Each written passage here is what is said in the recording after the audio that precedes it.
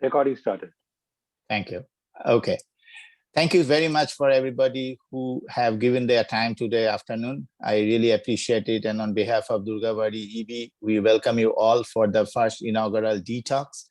The DTalk was a term that we want to give this some identity. We have talks in Durgabari before, but we wanted to kind of streamline it and do it in a more organized manner. And with the Zoom and all, we have that facility. That being said, this is under the new initiative project that we are started under the new EB.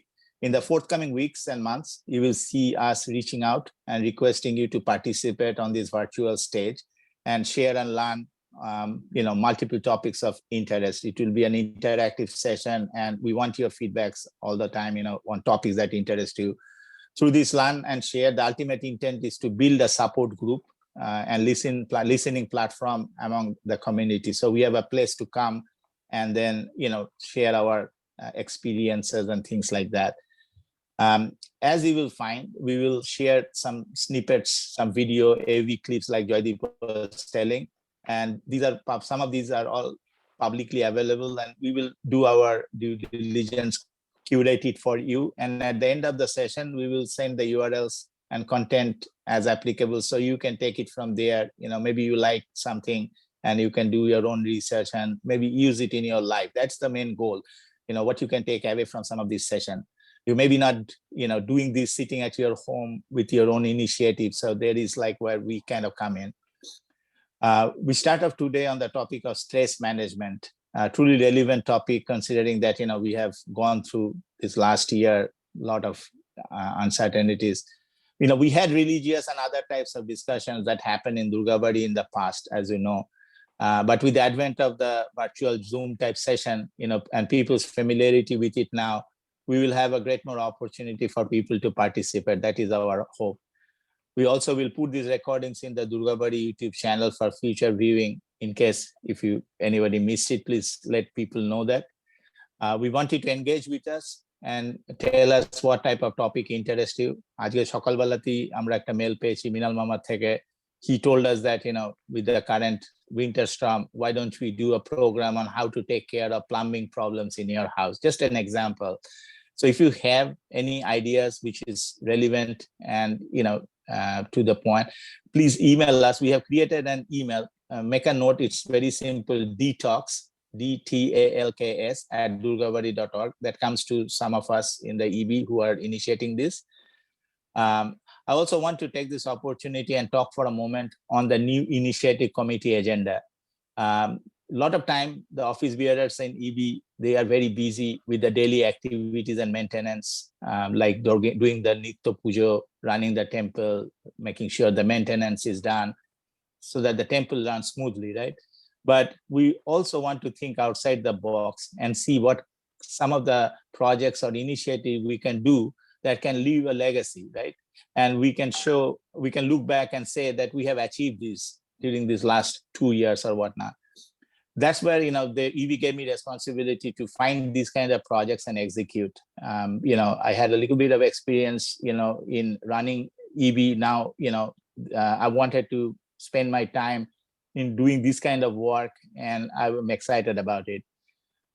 Here are some of the ideas, we thought, and some of these, we will prioritize just to give you some idea. And some of you I have talked with. We wanted to, for example, make a digital payment kiosk in the temple. What this achieves, this is available in temples and church. A lot of time we go there, we don't have change. We want to give some pranami and things like that, or may pay for a service.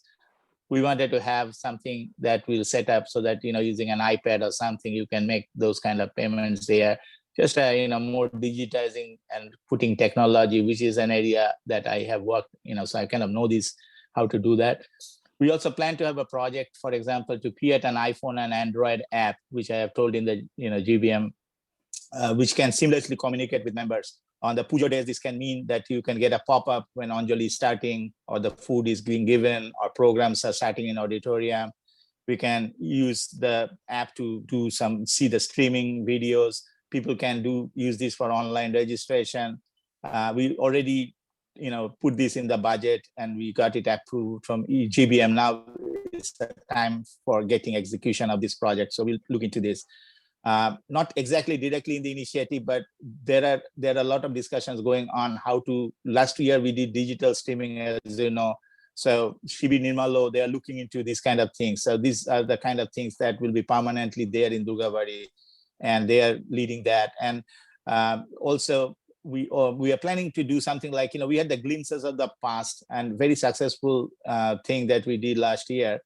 From that, we got an idea, like, a lot of places we go, they have a kiosk and they have history of that place. So there's like, some place like a museum or whatever, we have those kiosks where there could be like, we are thinking of making an audio visual with Durgabari history and put it in the campus somewhere. So people who are not directly, come once in a while, they can come and see how the Durgabari Bhit Pujo theke shuru kore. We can see like all the latest up to today. Maybe after 10 years from now, we will show them a picture of the snow that happened, this year. So those are some of the ideas that, we are doing. Joydeep has kindly agreed to help me in some of the initial, and Onirban is also very much involved with this. He is also part of the EB. So this is where we are right now. And if you have, please, any ideas, reach out to me or any of the EB members. And you can also communicate to us through dtalks@durgabari.org. With that said, I will pass on to Joydeep and Onirban. If you can kindly unmute your mic, and I will go on mute.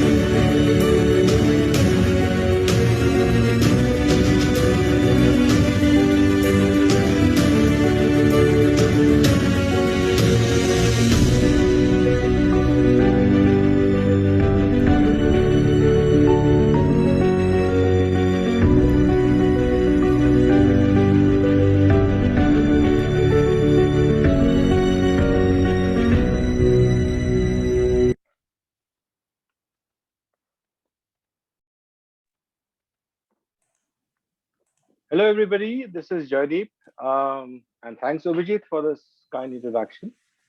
Let me introduce myself. I'm one of you out here, and for the last 10 years, I've been in Houston. My co-host today is Onirban, who's also an EB member and who's researching in the field of cancer cure, and probably helping people with perennial stress throughout the whole journey of theirs. So through his research, he's going to share a few things with us, how he's trying to calm the racing nerves of the cancer patients. So fundamentally talking about how to do the stress management for those people.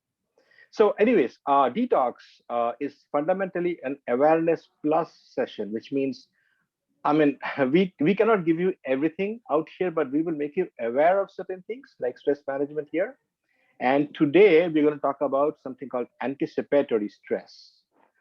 So there are 4 types of stress. So the anticipatory stress fundamentally is that we anticipate something and get stressed about. But if you think about it, we cannot do much about it, right? So we shouldn't be maybe stressing ourselves at all. So so that's the session we're going to have.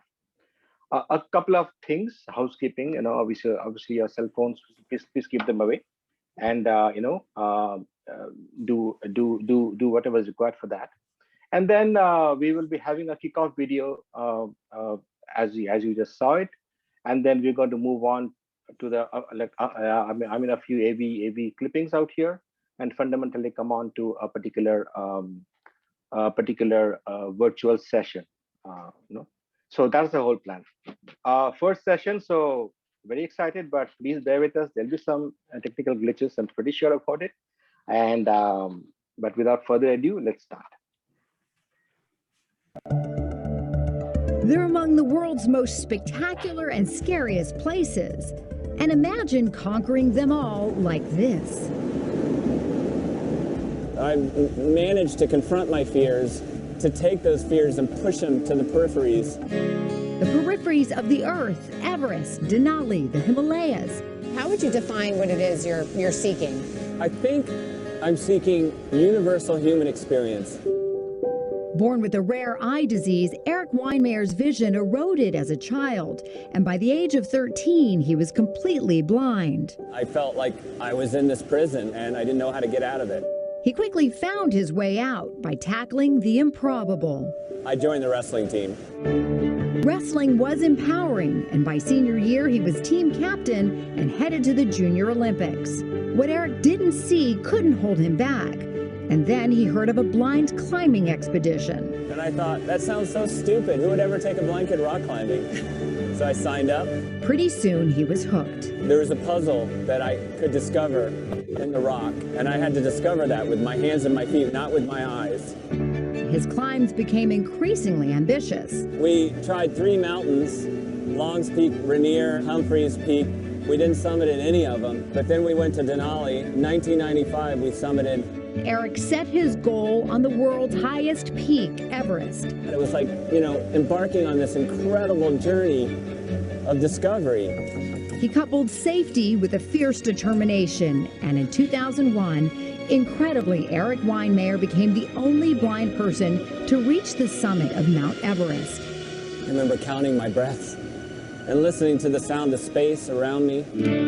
Amazingly, that was just the beginning of more challenges. My life sort of turned into learning some insights into how to break through barriers. Leading blind children through Tibet.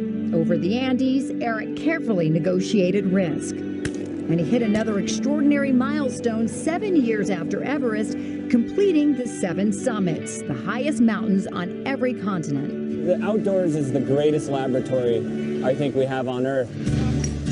Always seeking a new adventure, Eric began to kayak. What made you decide to tackle kayaking? I found myself on the banks of the Colorado River at 40 years old with my friends saying, yeah, I want to teach you how to kayak. It's going to be really cool. He loved it, and after years of training, with a team helping to guide him, Eric took on the Grand Canyon's daunting whitewater. Oh, just a second. 277 miles down the Colorado River in a single kayak, navigating some of the most terrifying rapids in America. How did you know? An astounding feat. How did The you know? river's a good place. You almost have to let go. Yeah. Eric took So me I just kayaking near his extended my home in car. Golden, Colorado. Yeah. Just my trip extended how and his it was a team helps. prepaid, so I had to extend it. By telling him what Thank he you, can't thank see you. for himself. Yeah, thank you. Thank you, bye. In No Barriers, a blind man's journey to kayak the Grand Canyon, Eric explains his internal voyage. I've had to figure out some alchemy, how to take tough things and turn them around and make them into good things. And as a dad of 2 teenagers at home, Eric's facing a different kind of adventure. My kids are like, whatever, you kayak the Grand Canyon. It's like, are you going to cook dinner tonight? By choosing the path of most resistance, Eric says, that's how life's odyssey truly thrives. Look inside you, because that's what you got to grow, because that's your vision. You grow that thing inside, it'll blaze your path forward.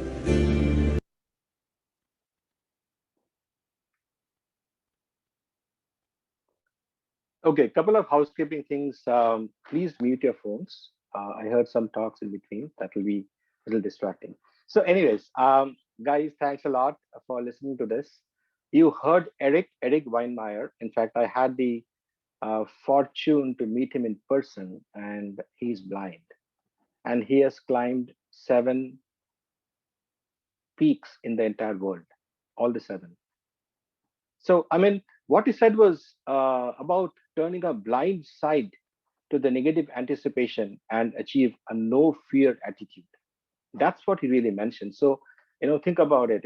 We talk about tomorrow, what can happen, and then suddenly we turn a blind side to it and do whatever is required to be done, and that's what takes the stress off it, keeps us happy, and do everything else.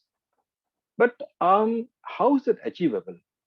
Is it achievable in the first place? Probably yes. Let us hear from Anirban about his experience with his research and how he has been, calming the racing nerves of a cancer patient. So Anirban does cancer cure research, as I told you. So please kind of share the experience, Anirban, on the anticipatory stress which your patient goes through and how you try to remediate it, and as you have seen it. Thank you, Jyotikda. Um, Anticipatory stress, as you can imagine, is a major part of the stress experienced by these cancer patients. It is the fear of the unknown and what outcome the future holds. These are the things that bear heavy on the mind of these cancer patients, and there is no doubt about that. And there are a few ways. What I have experienced is that these cancer patients to deal with, to deal with the stress. And I have summarized it into 4 points. Point number 1 is that finding support.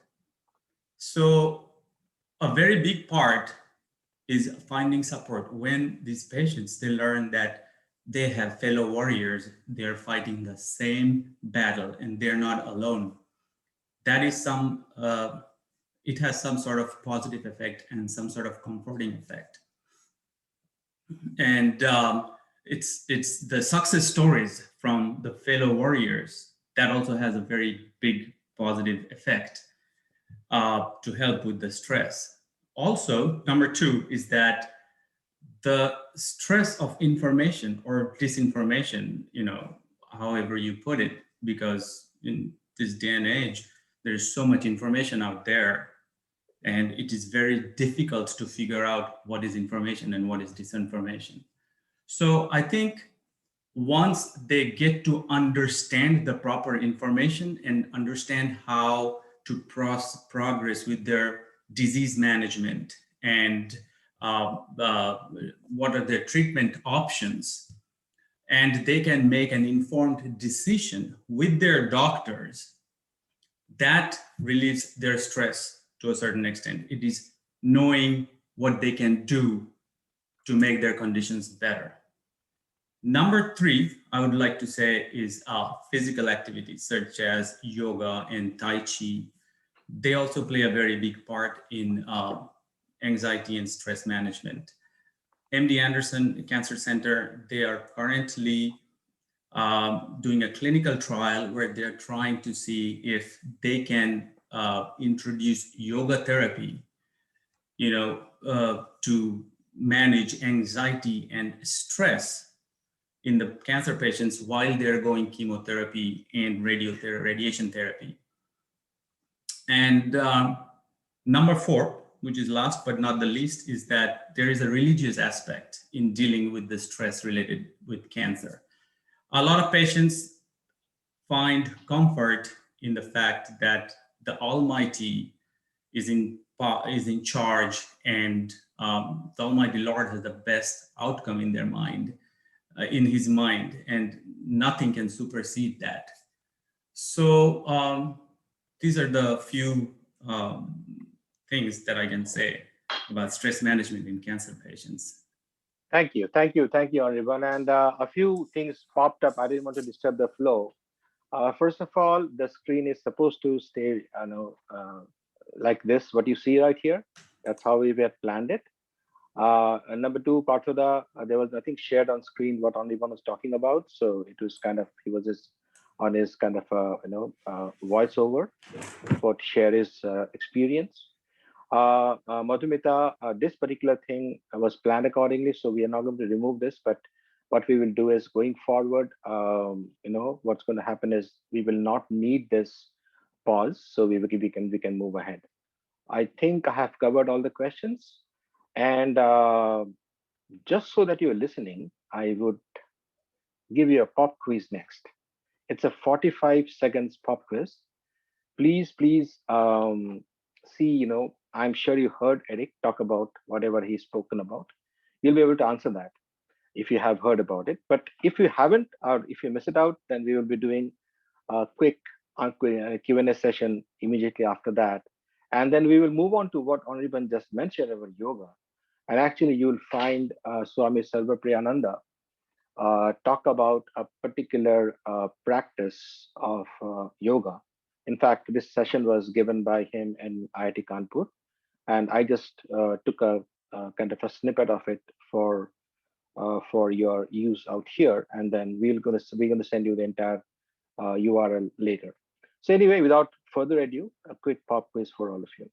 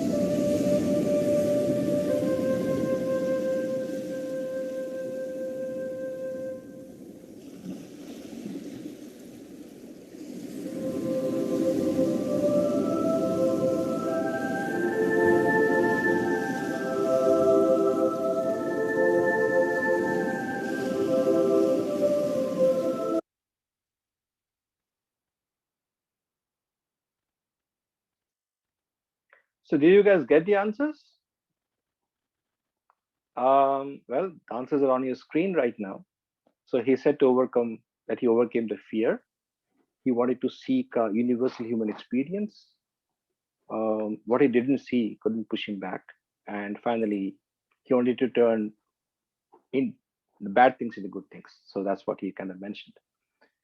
So yeah, so a kind of a quick introduction into the what Eric was talking about. He was talking about, like I said, no fear, and a few of the things that's going to pop on your screen right now. So just bear with us for this. What's going to happen after this is we're going to take you through this Swamiji's discourse. Like I said, it was given in IIT Kanpur before, but you will just hear a particular small part of it. So what's going to happen here is like, please keep away your cell phones, because Swami is going to talk to us about what are the different yoga practices which can help in stress. And then he's going to take us through a virtual workshop of about 21 minutes. So this talk is about 4 minutes and then another 21. So total 25 minutes of a session. And after which we'll again come back and we will have an open discussion. So and that's the plan for today. We will perform it ourselves and follow him, right, Joydeep? Yes, you will just have to, in the workshop session, you just have to do what he tells you and he will talk about it. So I will let the videos roll going forward. If there is anything, just like you did, give me your comments, and then I'll try to see how I can address it later on. So here we go. Today's this session will be a little different because there's a very specific purpose for this session. Learning some techniques, methods for managing stress in our lives, how to live a stress-free life.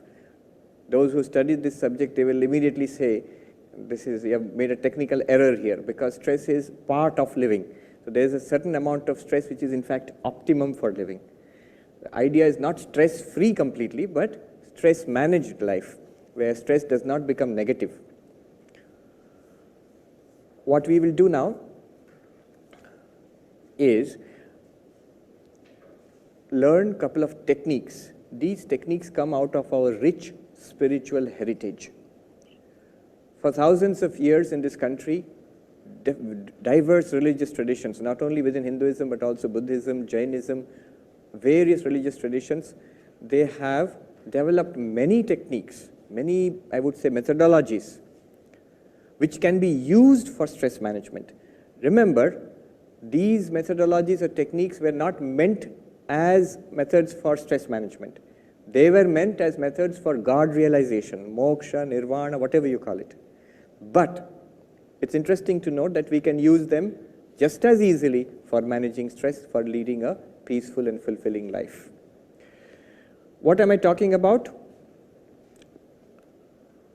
Primarily, I'm speaking about the 4 yogas: Karma Yoga,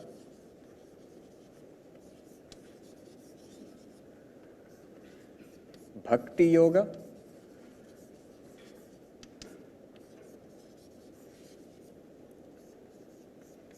Raja Yoga,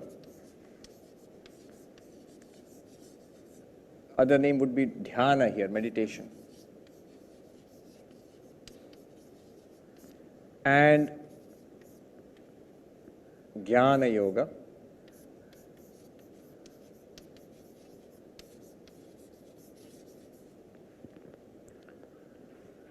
each of them offers powerful methodologies for leading fulfilling lives and for managing stress in our lives. If you look at it in that way, if you approach these yogas with a question in your mind, what can I learn from it which will help me manage or reduce stress in my own life, then you will get different answers, all of which are helpful.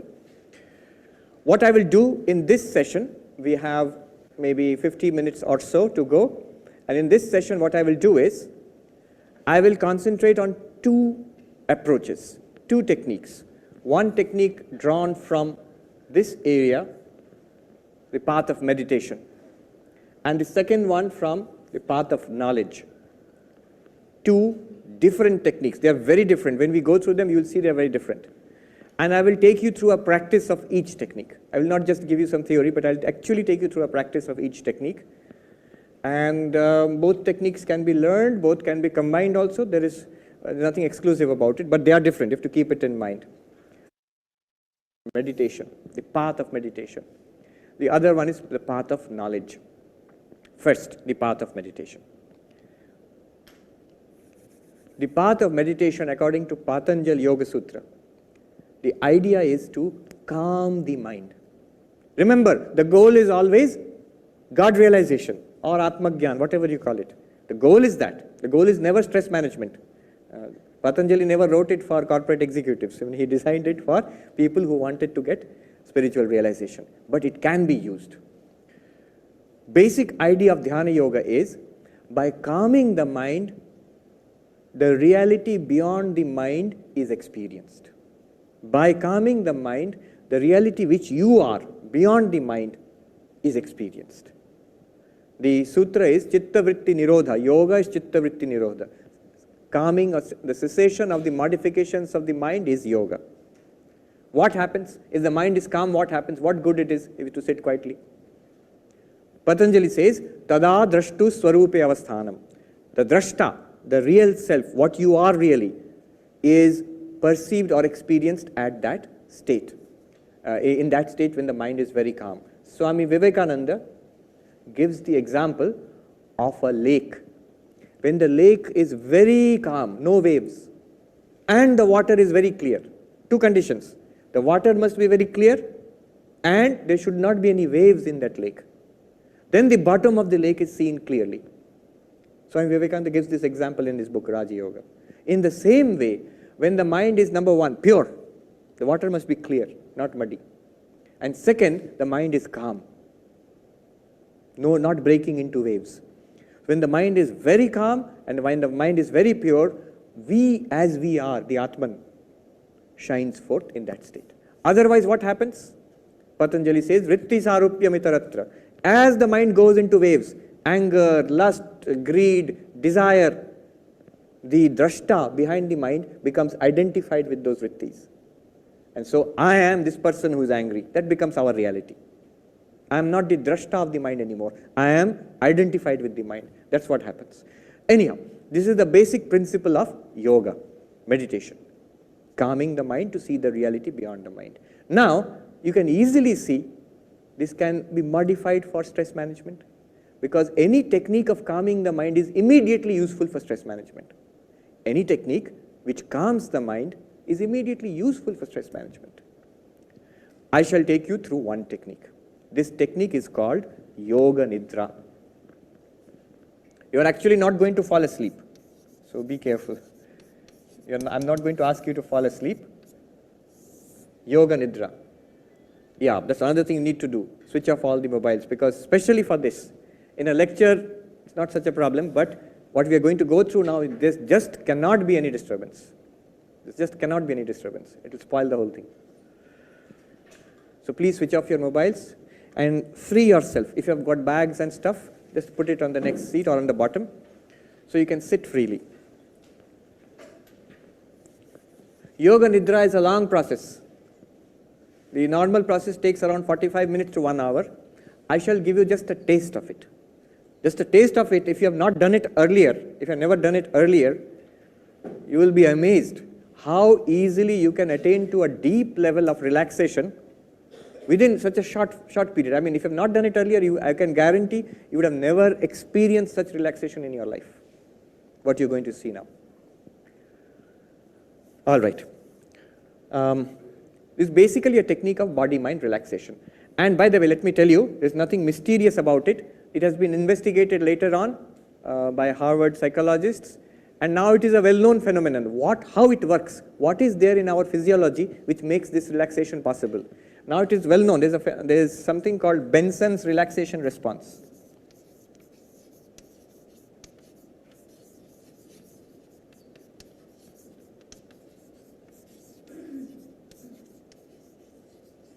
Benson's relaxation response. This is part of accepted psychology now. In fact, I found it in a psychology textbook. He was I think a psychologist in Harvard, probably in the 60s. They investigated this kind of relaxation, and they found what happens in the body and in the brain which triggers this kind of deep relaxation. So it's a well-known scientific phenomenon now.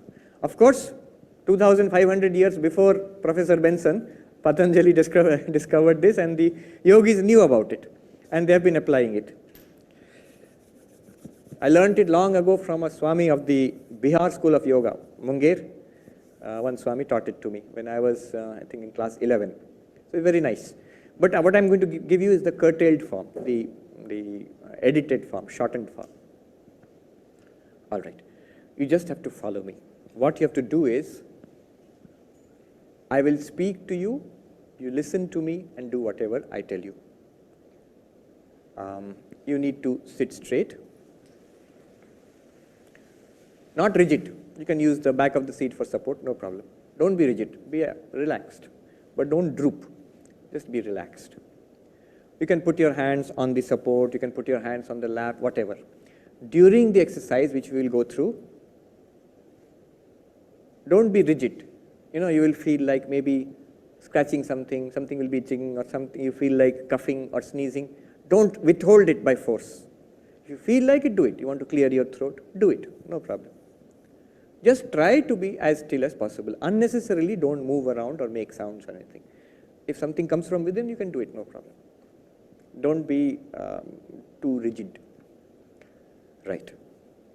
All you do is listen to me. You're sitting straight, breathing normally, breathing in and breathing out normally, as you do. Okay, we'll leave that now for the time being. Let's finish the exercise and we'll go back to that. Close your eyes. Close your eyes. Sitting straight, breathing normally, listening to my voice. We are going through a practice of Yoga Nidra relaxation. Sit relaxed. I will take you through an exploration of all the parts of your body. As I name the part of your body, just feel that part is relaxed. You don't have to do anything. Feel that it is relaxed. Imagine that part of the body and feel it is relaxed. That's all. Sit in a relaxed way. Don't be rigid. Breathing normally. the thumb of your left hand, wherever you have put it, thumb of your left hand, relaxed. First finger left hand, relaxed. Second finger, relaxed. Third finger, relaxed. Fourth finger, relaxed. All 5 fingers of your left hand, relaxed. Left palm, relax. Left wrist, relaxed. Left lower arm up to the elbow, relaxed. Left upper arm from shoulder to elbow, relaxed. Left shoulder, relaxed. Whole left arm, relaxed. Right hand thumb, relaxed. Right hand first finger, relaxed. Second finger, relaxed. Third finger, relaxed. Fourth finger, relaxed. All 5 fingers of the right hand, relaxed. Right palm, relaxed. Right wrist, relaxed. Right lower arm up to the elbow, relaxed. Right elbow, relaxed. Right upper arm, relaxed. Right shoulder, relaxed. Whole right arm, relaxed. Left foot, big toe, relaxed. First toe of the left foot, relaxed. Second toe, relaxed. Third toe, relaxed. Fourth toe, relaxed. All 5 toes of the left foot, relaxed. Left foot, relaxed. Left ankle, relaxed. Left lower leg up to the knee, relaxed. Left knee, relaxed. Left thigh, relaxed. Left hip, relaxed. Whole left leg, relaxed. Breathing normally, you are awake, listening to me. Right leg, right foot, big toe, relaxed. First toe, relaxed. Second toe, relaxed. Third toe, relaxed. Fourth toe, relaxed. All 5 toes of the right leg, the right foot, relaxed. Right foot itself, relaxed. Right ankle, relaxed. Right lower leg up to the right knee, relaxed. Right knee, relaxed. Right thigh, relaxed. Right hip, relaxed. Whole right leg, relaxed. Whole left leg, relaxed. Whole right arm, relaxed. Whole left arm, relaxed. Waist, relaxed. Breathing normally. Stomach, relaxed. chest relaxed, collarbone left relaxed, right collarbone relaxed, upper back relaxed, lower back relaxed.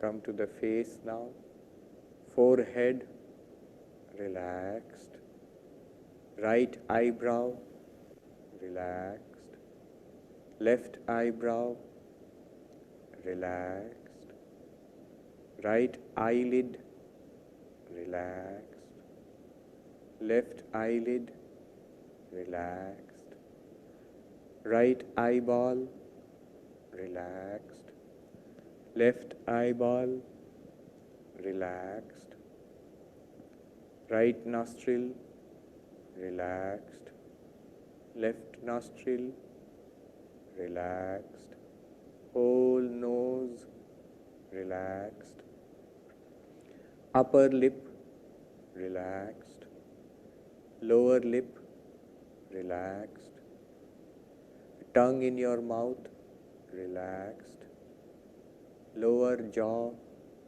relaxed, upper jaw relaxed, right cheek relaxed, left cheek relaxed,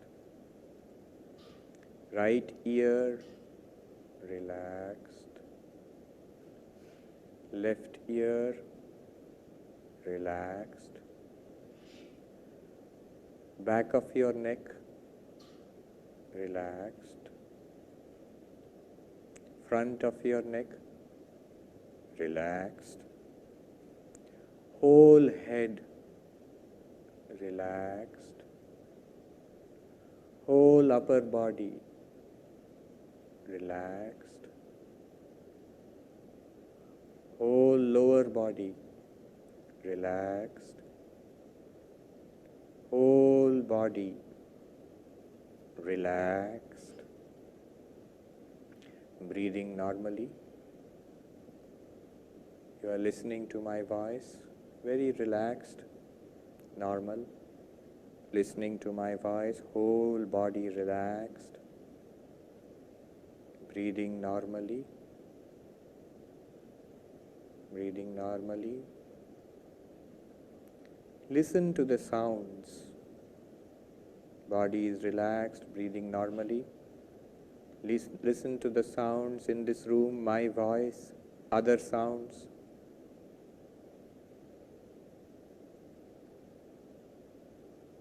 Listen to the sounds outside this room.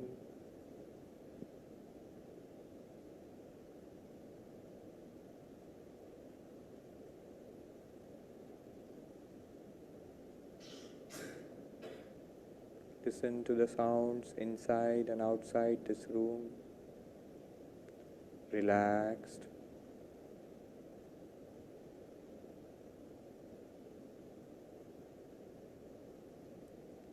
Far away you can hear the sounds.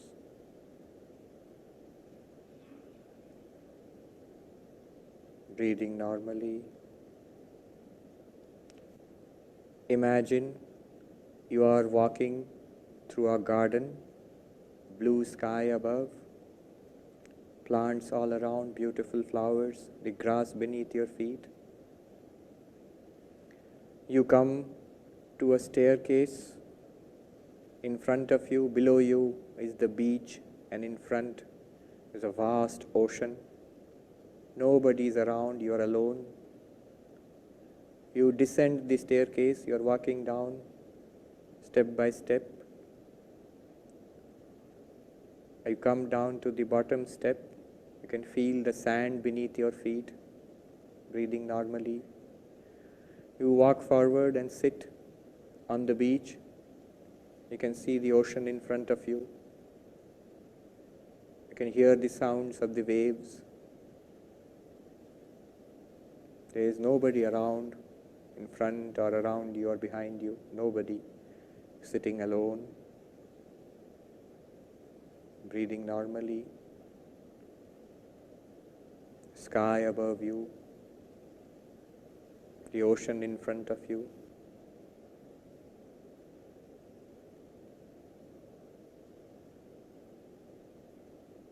You are at peace.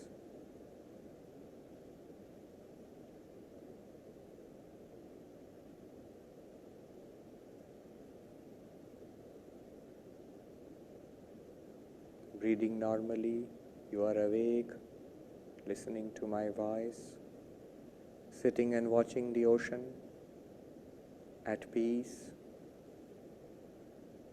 deep relaxation.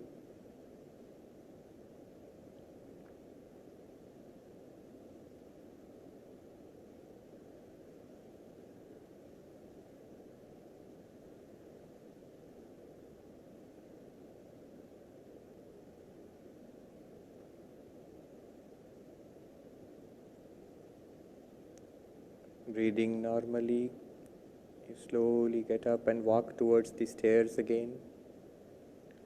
You climb up the stairs, back to the garden.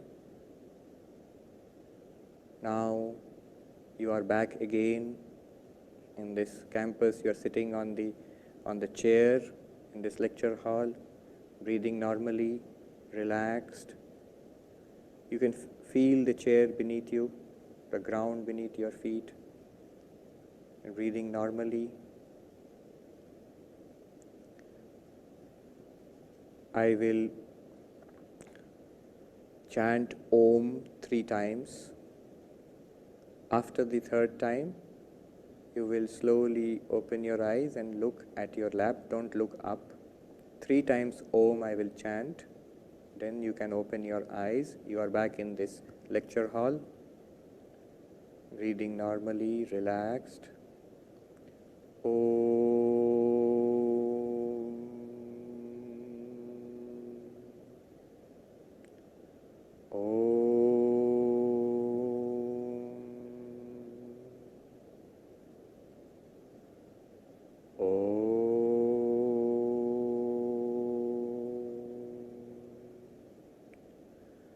Open your eyes slowly and look at your lap. Look at your hands on your lap. Look down. Open your eyes slowly.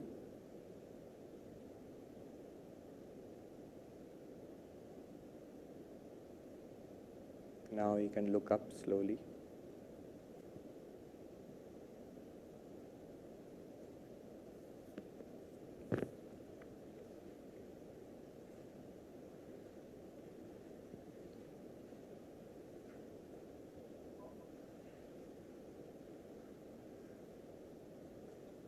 Do it very slowly.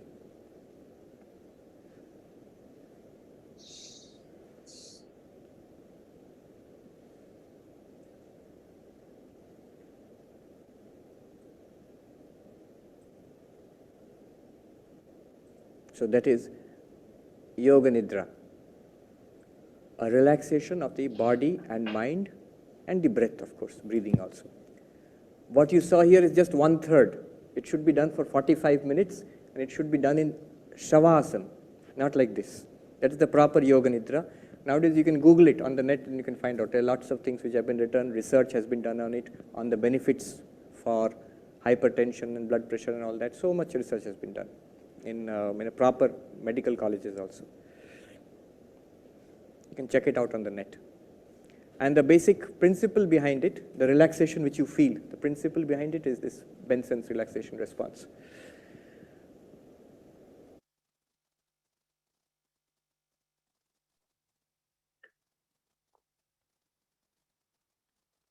So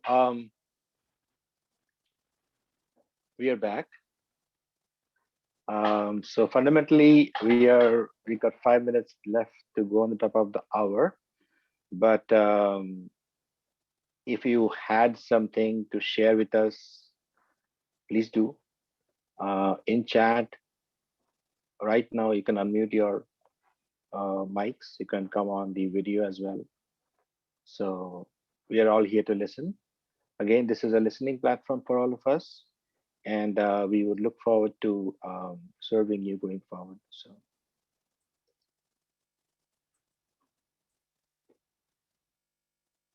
Anybody wants to start? Uh, I can start. Jaideep, this is Madhu. Thank you for doing this session. And what Swamiji was saying, like, I think I've been practicing yoga as a kid. Like, since my childhood, I have practiced yoga and I have done meditation, and it immensely helps me. I remember as a kid, before every exam, that's what I used to do. And that has helped me, like, calming my nerves. I still do it before my big presentation, big meeting, everything. It works wonderfully. And people who have not used it, like, I've been trying to teach my son meditation. It's very difficult in the Western countries and with our lifestyle, what we lead today. I use an app called Headspace. It's on my iPhone app. If anybody wants to use it, you all can download that and use that. In fact, BP has last year during COVID, like, my company gave all of us free app, that one. Like, it's a paid app, but like through BP, I got it free. Awesome. Kajol here. I've been meditating for the last almost 25 years. So immediately I actually meditate in the morning and again at night. So what I did right now, which you can do too, check your pulse rate before you meditate. And if you have a oxygen meter, check that and your pulse rate, and do it after your meditation. And you will see at least a drop of 20 pulse points. So you're not sleeping. It's a state of being. It's another state of being. They have even checked the carbon dioxide, carbon monoxide in the blood.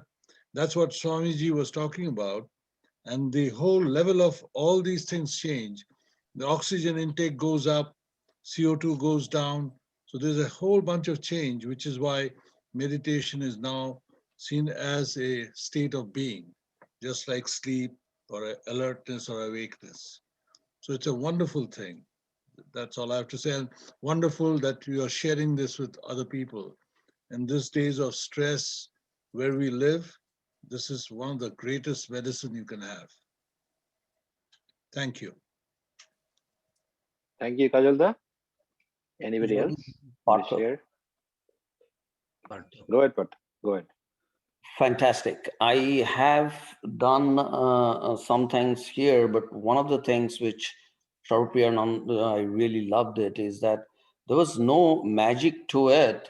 You just had to, really relax and think about in your headspace. And I really like Madhu call this headspace rather than any, complex asana or any specific thing. It was just about putting your mind that you are relaxing, not thinking about anything. I loved it, and this is fantastic. Thank you. Thank you. Anybody else?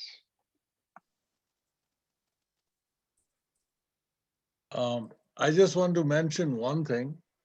And today, when we tell our children these stories and we want us to meditate, Madhu, one that works for children, there's a big story, I won't tell you that, but it's just to tell them that your mind and your soul is the rider and your mind is the horse. Unfortunately, in these days of stress, the mind has become the rider and the soul the horse. So this is how you reverse the process. You get back there. So it's a perversion of what it should be, which is the soul should be riding the mind, in control of the mind. And it's the reverse, which is why we feel anxious and all these things, because the mind really blows us out. So if you can make the mind your horse again, which is how it is supposed to be, then you're in control. Thanks. Thank you, Kajalda. You're so right. And that's the whole, idea for this detox. Like you can guess, there's a pun here called this detoxification of mind and body. So it can basically help you detox from the mundane day-to-day stress in this case, and maybe something else as you go along in this journey of detox over the next few weeks and months. So we have time for this interactive session, but obviously we are on the top of the hour, so I would completely understand if people have to leave. But if you have anything, if anybody else has anything to share, please do so. We are here to listen. Or if not, then we can close the session with Abhijit giving a vote of thanks to you and promising to send the relevant topic and the recording to all of you.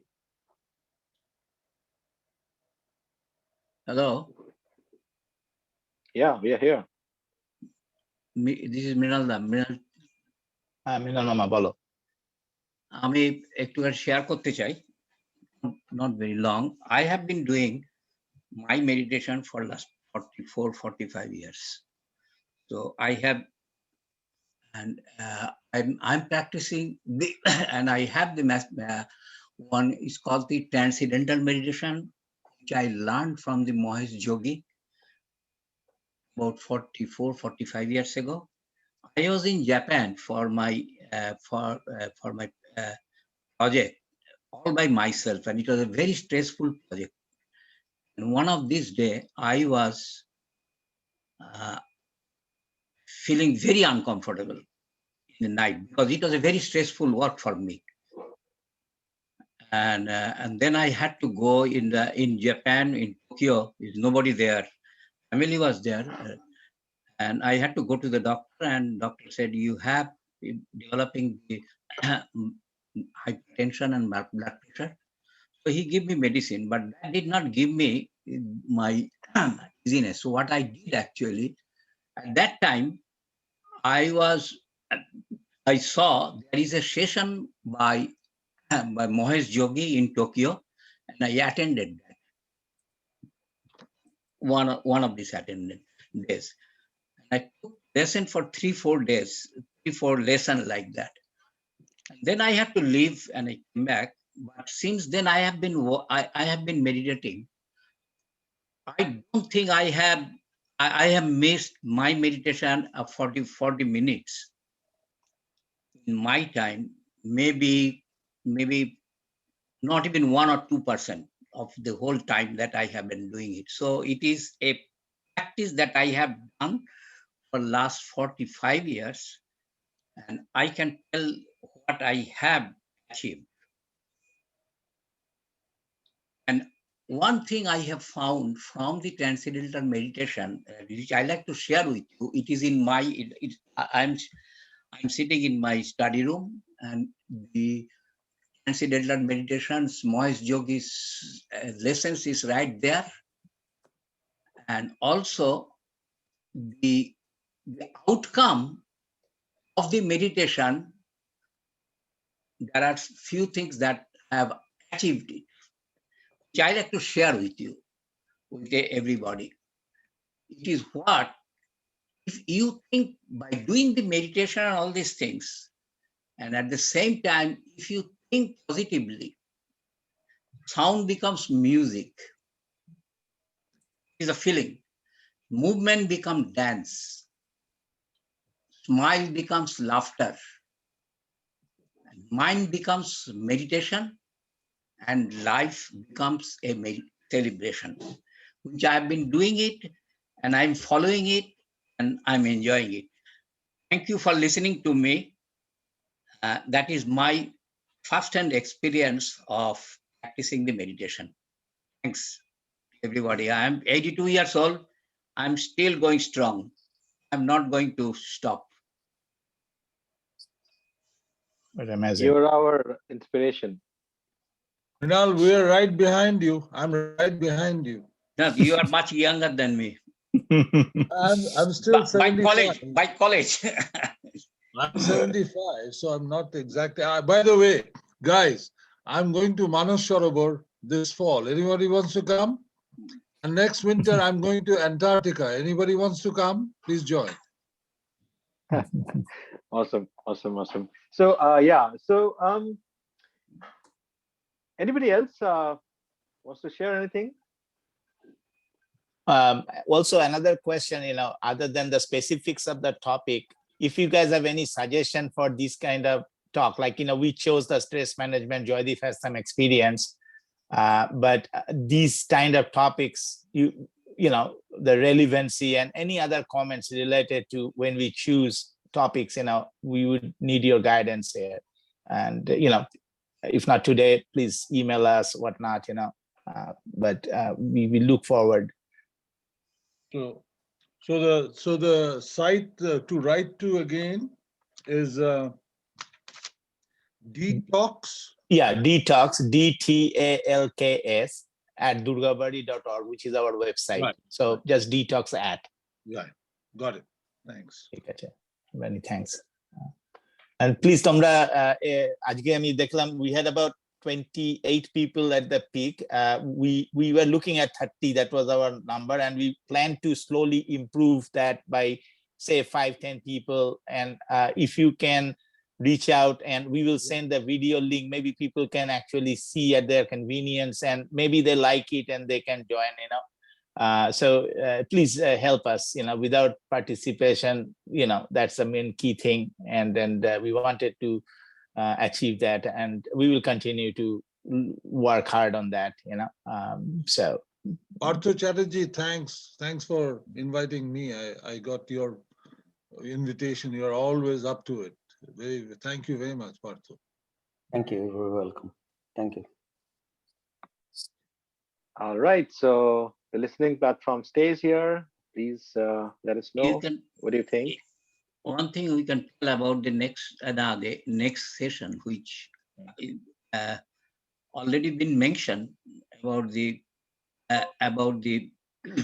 HVAC problem, the piping problem in this one. I am experiencing, my house is under construction for last 2 weeks, repair work, purely plumbing. And it has gone through, and there are many history that I found, which I like to share in the next session, some next session, so that nobody have the same problem that I faced. And the situation is changing in Houston. Thank you. I can talk to how not to have problems, because I had none.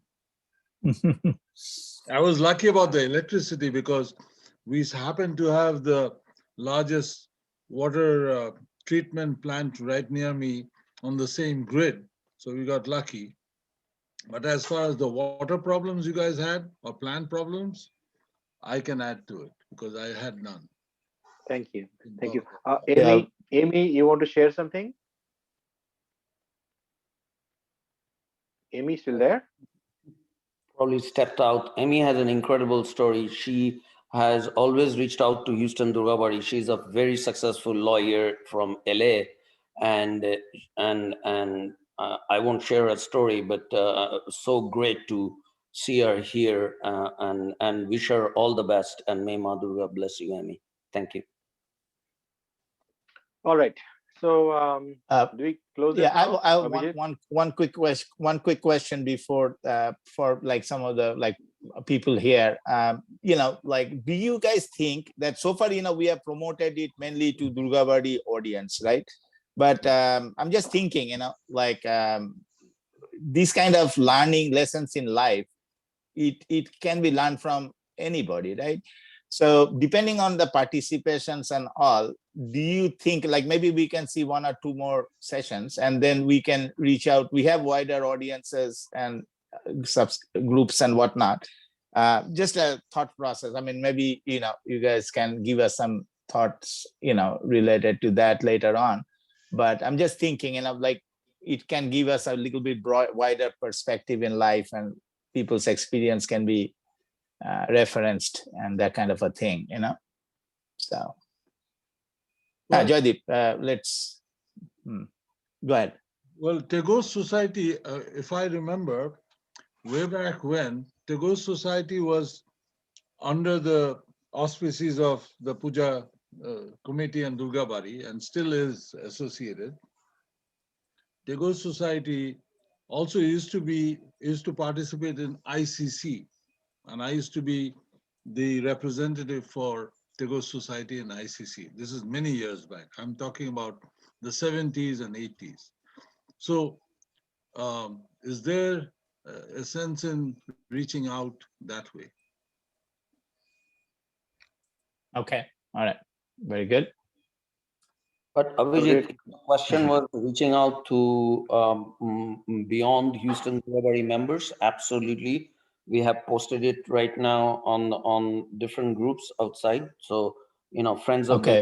where a lot of people came. I think 3 or 4 people switched from there and they texted me. So I think we should reach out because people. And we'll put the link from YouTube Yes. there, Partho, once it is ready. Okay. So we should share it. It's absolutely. Now with the virtual platform, Durgavadi is seen as one of the top temples, and we should reach out not only to Bengalis but Indians and others who are interested all around. Thank you.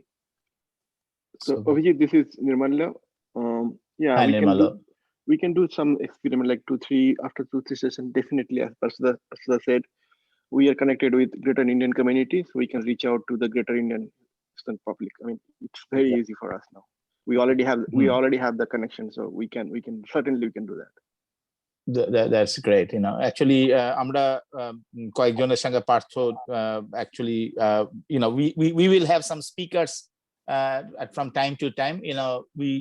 We want people to volunteer their time, and the topics would be different topics what the community wants, and some of these are from Houston Greater community most likely. So if needed, we can bring some speaker from the outside community also, right? So right, exactly. We are doing a lot of partnership with Shiva, so it's very easy for us now. Absolutely. We talked with some of the people actually already, but yeah, we will contact. I think we did good on time. Ekটু 5-10 minutes over আছে, আমরা 2:05 শুরু করেছিলাম. I think we'll try to wrap up today. I want to thank everybody for taking the time. Our success is when you guys join. We will continue this effort, and we will like we said, put it on the web for people to see in future. Please help circulate that information to your friend circle. And if you have anything, specific topic wise, we are going to send through e-news this type of, surveys or questions, and please feel free to reach to us. We plan to do this once a month at this time. But if a little bit more frequency people want, we can definitely look at that. That's kind of how the EB has, kind of looked at it. We don't want to do too many, because you are all busy. So that's kind of where the next, plan is. Joydeep, one thing I just wanted to ask you, you said that this particular stress session, there are a few that you have planned, right, which will be done in the future, right? You want to just maybe talk 1 minute on that, and then we can eventually wrap up? Basically we're already 30 minutes over, so I don't want to take a lot of time, but there are 4 types of stress: anticipatory, situational, time stress, and encounter stress. Ultimately, everything kind of brings up together, and this is just my very shallow learning out here I'm sharing with you. So we're going to have sessions on each one of those. The anticipatory one is the maximum, as the pundits say. So I took it up as the first one, but going forward, we're going to cover all 4 in no time. Okay. So, and with this kind of workshops and everything, because it'll all be an interactive session, not just be a talk and just the talk. So, all right. Thank you everybody. With this, we conclude this session. I appreciate again your joining. Thank you very much. Really enjoyed it. Thank you. Thanks. Recording টা বন্ধ করে this. Yes.